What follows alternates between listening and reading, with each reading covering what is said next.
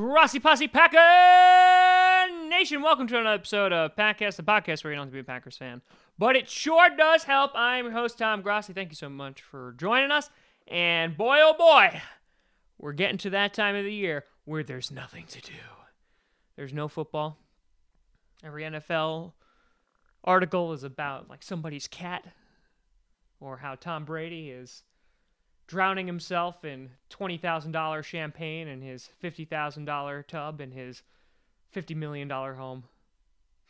But let's talk free agents. So here's what we're going to do with this video. Now, a couple of you asked me some questions on last week's video. And so with that being said, what we're going to wind up doing is they basically were all around the free agency. And so I was already planning on doing this video. One person, I think a couple people actually asked me, oh crap, you're a teacher? What do you teach? And social studies. Yep, that's what I do. It's 9th grade and 10th grade, regular social studies, and AP Euro for those who actually care. So I think it's just the two of you. So that being said, let's talk free agents. And I'm feeling a little excited this year, right? Because we got Brian as our GM. We got him. And so we might be a little bit more aggressive this year. And so there's a couple of things I'm going to do here. One, I'm going to talk about who I think we're going to let walk away into free agency, who we're going to try to keep on our team, and then break down a couple of spots where I think we can pick up some people. Because I think I don't see us breaking the bank for a guy, so I'm going to stop you right there about like DeMarcus Lawrence. While I would love to have this guy, one, he's probably going to get franchise tagged by the Cowboys, and two, the amount of money that he is going to demand is going to be insane. So I don't think that we're going to get guys like him. But let's go forth into this good night. First of all, I said this many videos ago. Randall Cobb is definitely going to be a target when it comes to kind of relieving some cap room. I think we're going to let Randall Cobb go. And here's why I don't think it's the end of the world. One, I love Randall Cobb. I have a Randall Cobb jersey. Huge fan of him. But he hasn't been productive in the past few seasons. When Aaron Rodgers was out, he was a ghost. But he also, even when Rodgers is there, not really doing a whole lot. And in addition, I think we have somebody who can fit that slot position who is younger, stronger, and I think can make more plays. And he's cheaper, and that's Ty Montgomery. Considering that our running backs worked out amazingly this year, I think there's no reason that we can't put Ty Montgomery back in the wide receiver position. I don't think we're in any real need of a wide receiver, considering we got Devontae Adams. We'll keep Jordy for another year or two. And then you have Ty Montgomery, and then you have these up-and-coming guys like Geronimo Allison and Davis. But I wouldn't be surprised to see Cobb go by the Wabe side. I will be very sad to see him go, but, I mean, the guy's going to cost us nearly $10 million this year. So I just don't think you could justify paying Devontae Adams that kind of money, Jordy like $10.25 million, and then Randall another $10 million. I just don't see them spending $30 million on wide receivers. Some of you have asked about wide receivers in the free agency. I don't think we're going to dip our feet in that. The one guy that actually caught my eye a tiny bit, and I'm actually not a huge fan of him, but I think if you've watched the Packers, one of the things that you can admit that regardless of how good our wide receivers are, they're pretty slow.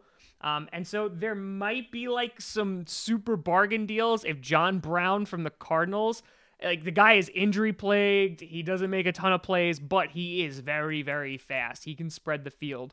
So if we can get him for super duper cheap, like sign him to a 1-year deal, I mean, can't hurt. But that's basically it. The other guy for offense that I'm only going to talk about because I think the defense needs to be addressed with some free agents is tight end, because that leads me to Richard Rodgers. I think Richard Rodgers is going to be going as well.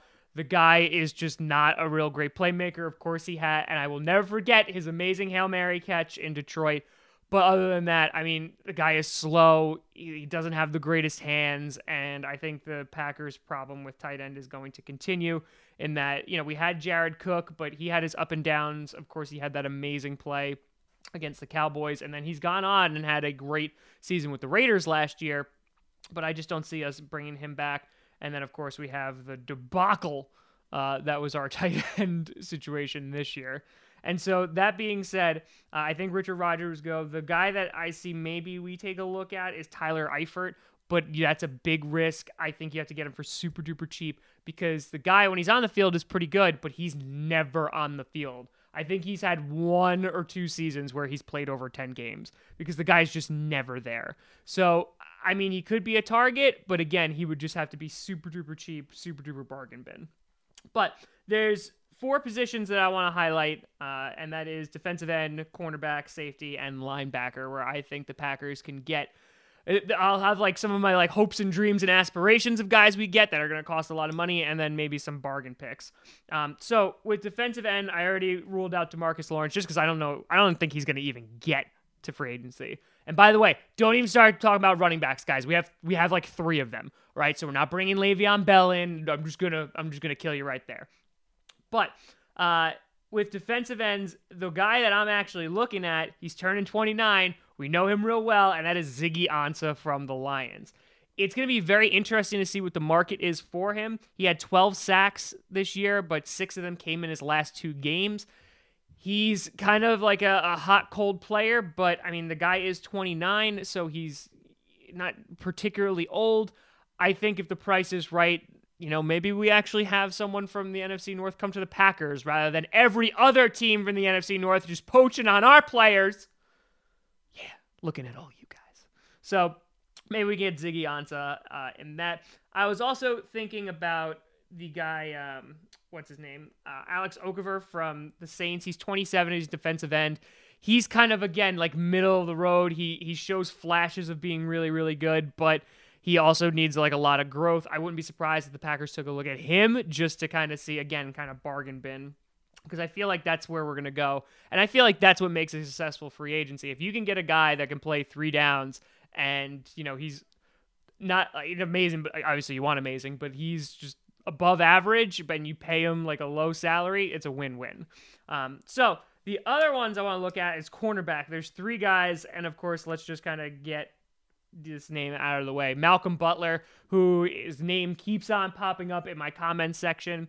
Here's how I feel about Malcolm Butler. I feel like he's a good player. Obviously, he did not play very well this year. Obviously, he got benched in the Super Bowl. I see that Bill Belichick is kind of just letting this guy walk. I think that he is going to make a ton of money somewhere. I don't know if he's worth a ton of money. I see him as a definite solid number 2.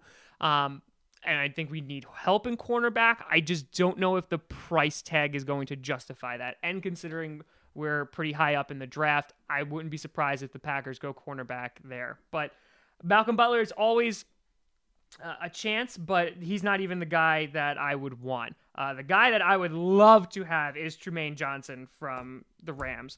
Good God, that man, he's going to cost a ton of money. But in 6 seasons, he has solo 282 tackles and 18 interceptions. Like, this would be the let's just throw money at this guy to automatically have an amazing cornerback and steady up that backfield for the Packers. I would love to have Trumaine Johnson. Will it happen? Probably not. But again, you never know because we're making some changes here. So I'm hoping that would be like my pipe dream. Aaron Colvin from the Jaguars, really solid player, also cornerback. He has 139 tackles in the past 4 seasons. He's only 26 years old. That Jaguars defense is really, really good. I feel like Aaron Colvin's really underrated, but he's a tackling machine, and he's putting up decent numbers, so I would not be surprised if the Packers, again, if they can get him for cheap, because you're going to have guys like Butler and Johnson who are going to be gone within the first week or 2. If Colvin's still around, maybe the Packers will pick him up. Now, safety help. I'm going to get this right out of the way. Morgan Burnett. I want to keep him. Now, side story. 2 years ago, I went to Green Bay. Was getting some autographs. Got Devontae Adams' autograph.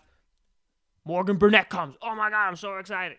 He's signing. He looks at me and skips me. Just me. And signing. So, even though Morgan Burnett and I have some personal issues, I'm going to put it to the side, okay? Because that guy, his presence is felt when he is not on the field. He's a game changer. He's an incredibly solid player. He's, 29, 30 years old, but that's like kind of middle of the road for a safety. I would love to keep Morgan Burnett, and I think that should be a point to this offseason. But if we happen to let him go, let's talk about spending even more money. LaMarcus Joyner, holy crap. The Rams, man. I mean, that defense might be taking a big step back next year, but Joyner's going to cost us a ton of money. In 4 seasons, 178 tackles, 3 interceptions, but the guy is great. I mean, he won't go for Jermaine Johnson money, but I would love LaMarcus Joyner because that man can just hit people, and I love that, and we need those kind of people in our backfield. And the other guy I was looking at was Eric Reed from the 49ers. He's 26 years old. He was the guy who, like, one of the kneelers for the national anthem. I personally don't want to, like, hold that against him because he's a damn good football player. 5 seasons with the 49ers, 257 tackles, 10 interceptions. The guy can play. And so I don't really think there's character issues there, but I'm actually kind of hoping that drives his price down because if the Packers could pick up Eric Reed, that would be a phenomenal pickup. And again, that would kind of solidify our backfield even more. And then finally with linebacker, let's take a look at this. The guy who I think is like bargain bin, you can get Shaq Barrett from the Broncos. He's had 4 sacks. He's basically played outside linebacker, but he's part of that like hybrid, so he can play multiple positions. I think we can get him for super duper cheap. So he's guy's just a playmaker, but he's not like one of those guys who's going to be asking for elite money or receiving elite money. So I'm hoping that maybe we can get him. And then, of course, I think this guy's going to get a little bit more money. Nigel Bradham from the Eagles. He's 28 years old. In 6 seasons, guy has over 300 tackles. So I mean, that you want a tackling machine as linebacker. We do need better linebackers. And I would not be surprised if that is addressed in the draft. But that being said, I mean, he just won a Super Bowl, so I think he's going to be dictating for lots and lots of money. So, I mean, this all goes down March 12th. That's when we can start signing free agents. That's when we can start freaking out. The franchise tagging is a little bit before that. But, I mean, what do you think? Who do you want? Is there somebody that I didn't mention that you're like, yes? Or was there somebody I mentioned and you were like, oh, God, no? I think that all these guys could definitely make that Packers defense better. I didn't even look at guards because I think our offensive line, when they're healthy, they're fantastic. David Bakhtiari is still incredible. I still can't believe we got him in the 4th round. That should be one of the greatest picks of all time for the Packers. And so that being said, this is where I see the Packers going. I'm hoping they spend a little bit of money on those sure players that they know are going to make a really big impact on their team. I mean, Julius Peppers is still around too. Could always call him back. Just bring him back like every other 3rd down. But who knows? But let me know what you think. I'm curious. Next week, we are going to do a mock draft. We won't do rounds 1 through 7. I'll just do the first round for next week, and I'll probably wind up editing it a whole bunch of times. But we'll be doing that next week, so take a look out for that. Any other videos you kind of want to see me do, just leave it down in the comments. This is the off season. This is starting to get into the dead zone. So we're getting to that point where I'm just not a whole lot I can talk about if it relates to the Packers, but we'll be starting a new podcast soon, the Tales from a Classroom, so check that out. That'll be fun. You can always find me at TomGrossiComedy.com, TomGrossi Comedy, or Tom Grossi Comedy on the Twitter, and also Instagram and all the Facebooks. Also check on the Patreon account. Please do that. That'd be awesome. A couple of you have already are now patrons, and I love you and I appreciate that. So there's some cool rewards in there and kind of what we're aiming to do and build the show and grow from there. So that's Patreon at Tom Grossi Comedy. So check that out if you can. I appreciate it. You could always find Packcast, P-A-C-K-A-S-T, this podcast at SoundCloud, iTunes, Google Play Music, and of course here on YouTube. We usually do multiple episodes per week during the season, and we interview fans from the opposing team each week. So that's our show. A little bit of a longer one. I owed you it. It's all right. But thank you so much for watching. I'm Tom Grossi. And as always, go Pack Go.